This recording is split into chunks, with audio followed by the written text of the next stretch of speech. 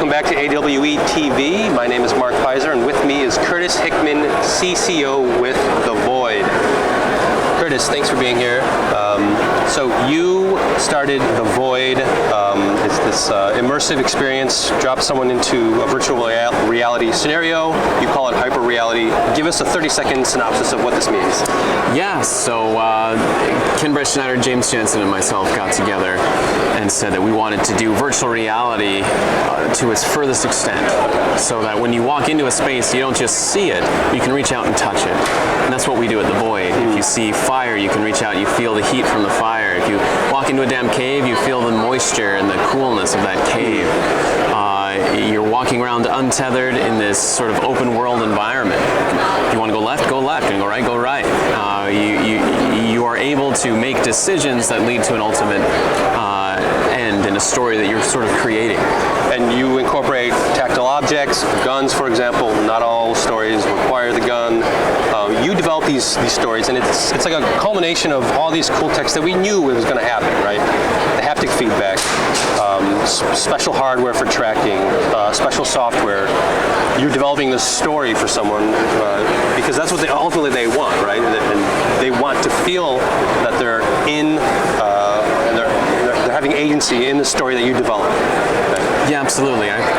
People, when they step into The Void, people used to say, oh, it's like stepping into a video game, or it's like stepping into a movie, and they're trying to describe a way to sort of like an analogy that represents how they feel when they're there. Yeah. And honestly, it's the best analogy is just real life. It's just like, okay, I'm going to step into this ancient Mayan ruin and make some decisions and find out what happens, right? And those things that happen are epic and amazing, and so yeah, it feels a bit like a movie, only you're the main character. Your background includes being a magician and a visual effects artist.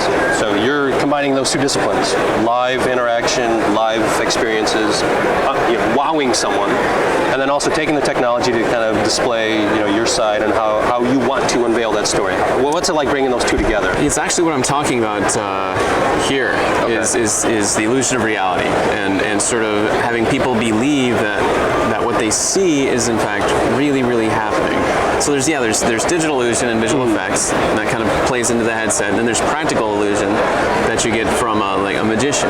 When you combine those two things, it gets very powerful. People come out of The Void just with their minds blown, because when they saw something, they didn't have to pretend with their eyes. Yeah. They could actually reach out and verify that it was, oh yeah, this is there, this is happening. It's a different take on the suspension of disbelief. Like, you want it. It's like they want to feel it, so they just accept it. Right? Yeah. What are some people saying when they're walking out? Reviews are amazing. I'm actually kind of always impressed when someone comes out of The Void and they say, hey, this was like the coolest thing ever. Yeah. I remember Aaron Paul came through recently, and he came out and I'm like, hey, dude, would you mind if I filmed you? Aaron Paul, actor from Breaking Bad. That's correct. Yeah. And he said, yeah, I mean, that'd be great. So I said, okay. So I held it on my iPhone and said, just tell me what you thought. And he's like, that was the coolest experience truly I've ever had. Yeah. And I was just kind of holding the phone like, oh, all right. He just said that, like you'd think maybe like marrying his wife or like, maybe something else he's done, but no, it was The Void. It was the coolest thing he'd ever done. And I love that. I love hearing that, because it just, to me, that means that the illusion's complete. The people went through, and they not only were somewhere else, but they were somewhere else where impossible things happened, and they believed it. Sure. You have a new experience coming out in New York tied to Ghostbusters? Yes. Yeah. Very excited about that. That opens up in July, very 1st of July. That's the Ghostbusters Dimension. And in that experience, you strap on a proton pack, you have a proton gun, and you go bust some ghosts. Yeah. I gotta tell you, that's awesome, by the way. Like going into a space and holding a proton gun and just shooting that beam across the wall and seeing things explode and catch fire, and trying to capture some ghosts at the same time. Sure. But the destruction as well is really cool. And when you combine that with sort of the Void technique of immersing you and have you believe you're in a space, that real sense of immersion, it makes me giddy. I mean, it's really awesome.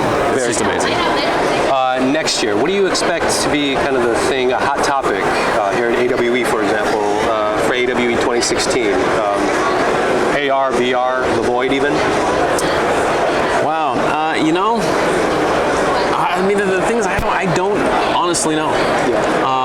The way I see the whole industry moving in general is more and more, I think, destination-based VR entertainment, because that's a model that is sustainable. And so you'll see more of things like The Void coming out, not necessarily in the same space, but in the same vein. I think that I think augmented reality obviously is going to make some really big leaps and bounds, because as VR technology progresses and groups such as NVIDIA are coming up with these really impressive technologies, those things are going to advance and just help AR out in getting it off the ground. You know, AR to me has a bigger uphill battle than VR does. Why is that? Is it because you have to incorporate the world that's unpredictable? You're competing in VR. You kind of get to that you're in. Okay, my world is now 60 frames per second, or 75, or whatever your FPS is, and my world is kind of a little slightly cartoony looking, or the shadows don't work quite correctly, or reflections aren't there because they cost too much to run reflections, right? And so you have to kind of make these concessions, but because you're in VR, your mind just says, okay, this is my reality now, and it accepts it within limits. AR, you are constantly comparing reality with the virtual. Because you're overlaying one on top of the other. Exactly. And so you have to sit there, and people know what reality is. And if I see something walk out on a table, it better be locked down there and be right where it's supposed to be. And there better be shadows and context, and the lighting should be coming from the right direction. And if I poke it, it should move. I mean, it's just like, because that's how reality works. And I've just inserted something into my reality. And I feel like that's what consumers are looking for. And so it's just a bigger uphill battle when you have to fight that fight. I like to think of it as one advances, the other one will too, because the problems we're trying to solve, they may not be identical, but one will help the other in the hardware, in the software, in developing the experience, developing the content, helping business models develop, because they are tied together, but they won't always be the same thing, and they won't always use the same technologies.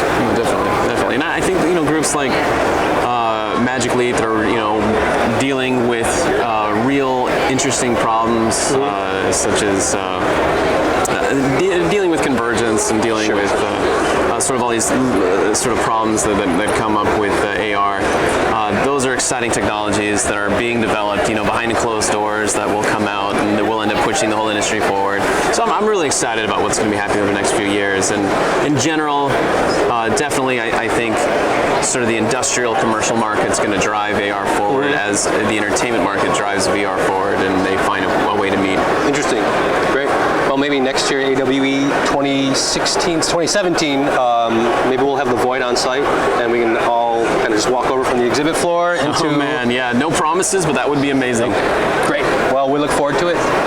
Thanks for joining us. My name is Mark Pizer, and with me was Curtis Hickman, CCO with the Void.